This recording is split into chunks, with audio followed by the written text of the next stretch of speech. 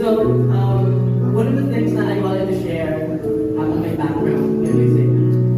So, last February 14, binigyan ko siya ng girls. Buntuwa ako, that was the first time. Kaya and I wasn't even thinking I got to ever in my life. Hindi ako na, kilala ko mga tropa ko, I never do that. So I did it for the first time. Kaso, itatangin niya dapat. Kaso, medyo napasama sa general hearing.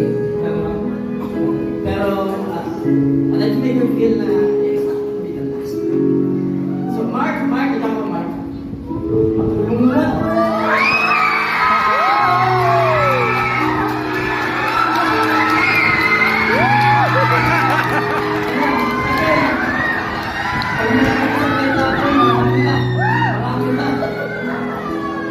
Baby, yung tinapon mo!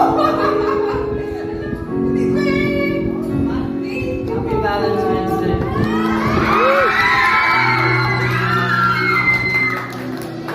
Wait, there's more!